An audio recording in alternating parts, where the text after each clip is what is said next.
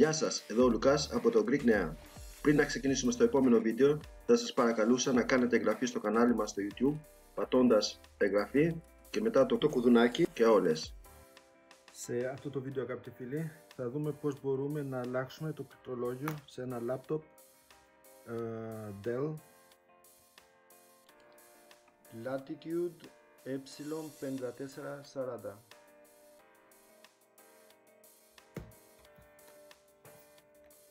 Βγάζουμε πρώτα την μπαταρία.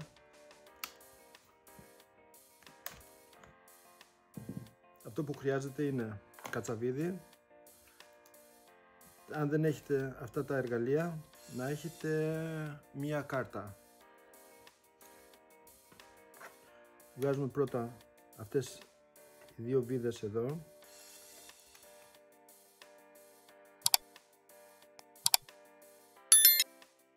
Αφού έχουμε βγάλει τις βίδες,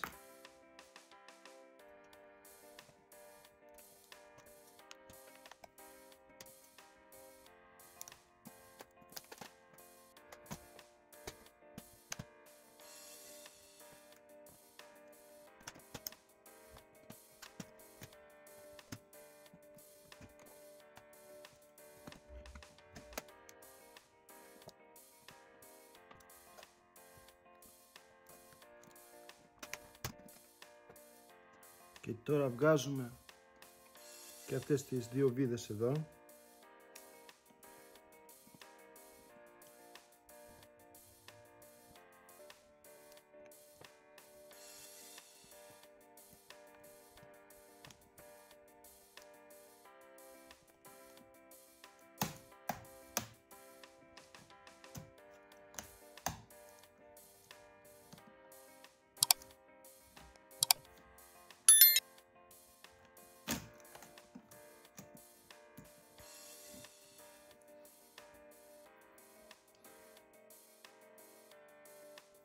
Και εδώ το τραβάμε αυτό πάνω και το βγάζουμε.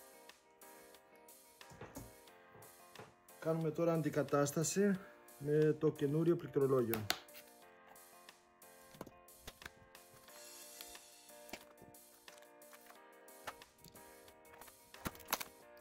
Καλό είναι να έχετε ένα μαχαίρι.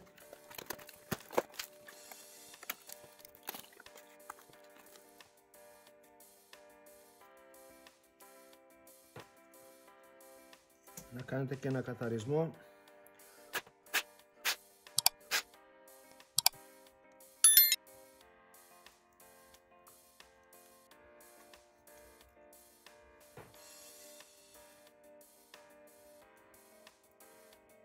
Βάζουμε τώρα προσεκτικά.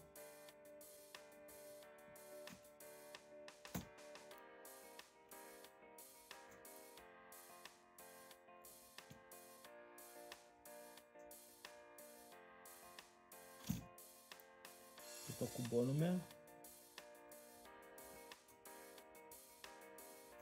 και αυτό ήταν.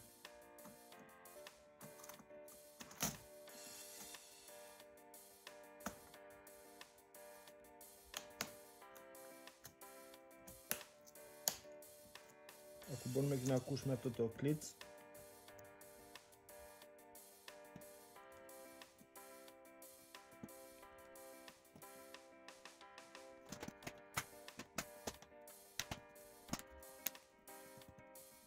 Κουμπώνουμε καλά να ακούμε το κλίτς από παντού.